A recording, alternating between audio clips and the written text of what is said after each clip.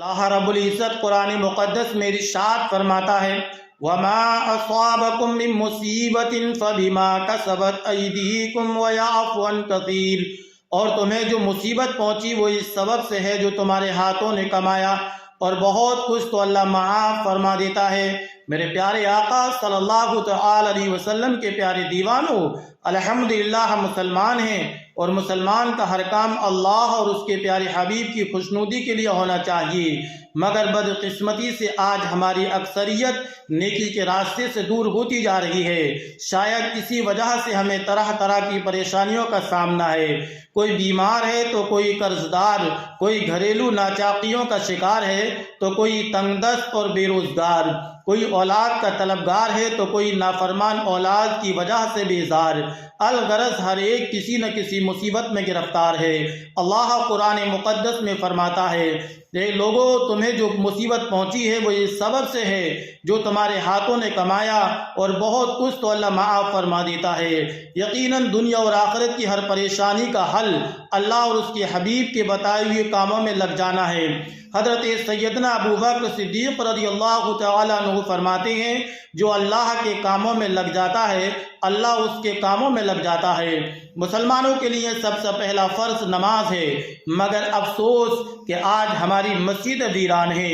یقیناً نماز دین کا ستون ہے، نماز اللہ کی خوشنودی کا سبب ہے، نماز سے رحمت نازل ہوتی ہے، نماز سے گناہ معاف ہوتے ہیں، نماز بیماریوں سے بچاتی ہے، نماز دعاؤں کی مقبولیت کا سبب ہے، نماز سے روزی میں برکت ہوتی ہے، نماز اندھیری قبر کا چراغ ہے، نماز عذاب قبر سے بچاتی ہے، نماز جنت کی کنجی ہے، نماز پل صراط کے لیے آسانی ہے، نماز جہنم کے عذاب سے بچاتی ہے، نماز میرے آقا صلی اللہ تعالی علیہ وسلم کی آنکھوں کی ٹھنڈک ہے۔ نمازی کو رسول اللہ کی شفاعت نصیب ہوگی، اور نمازی کے لیے سب سے بڑی نعمت اور دولت یہ ہے کہ اسے بروز قیامت اللہ رب العزت کا دیدار ہوگا۔ میرے پیارے، بے نمازی سے اللہ تعالی ناراض ہوتا ہے، جو جان بوجھ کر ایک نماز چھوڑ دیتا ہے اس کا نام جہنم کے دروازے پر لکھ دیا جاتا ہے۔ نماز میں سستی کرنے والے کو قبر اس طرح دبائے گی کہ اس کی پسلیاں ٹوٹ پھوٹ کر ایک دوسرے میں پیوست ہو جائیں گی، اور اس کی قبر میں آگ بھڑکا دی جائے گی، اور اس پر ایک خوفناک گنجا سانپ مسلط کر دیا جائے گا۔ نیز قیامت کے روز اس کا حساب سختی سے لیا جائے گا۔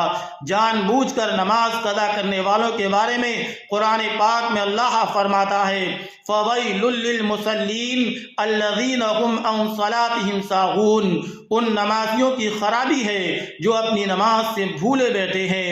جہنم ایک بیل نامی خوفناک وادی ہے جس کی سختی سے خود جہنم بھی پناہ مانگتا ہے۔ جان بوجھ کر نماز قضا کرنے والے اس کے مستحق ہیں۔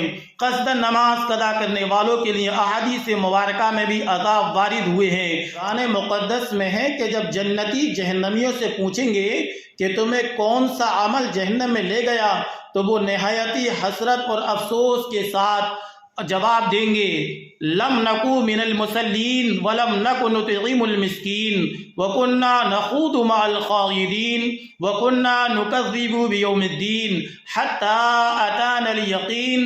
ہم نماز نہ پڑھتے تھے اور مسکینوں کو کھانا نہ دیتے تھے اور بیہودہ فکر والوں کے ساتھ بیہودہ فکریں کرتے تھے، اور ہم انصاف کے دن کو جھٹلاتے تھے یہاں تک کہ ہمیں موت آ گئی۔ یاد رکھو، ہر عاقل و بالغ مرد عورت مسلمان پر روزانہ 5 وقت کی نماز فرض ہے، اور نماز کو فرض نہ مانے وہ انسان کافر ہے۔ اس کا نام اور اس کے دیگر کام مسلمانوں والے ہوں اور فرض تو مانے مگر ادا نہ کرے، وہ مسلمان تو ہے مگر ایک نماز بھی جو ترک کر دے وہ سخت فاسق اور گنہگار اور مستحق عذاب نار ہے۔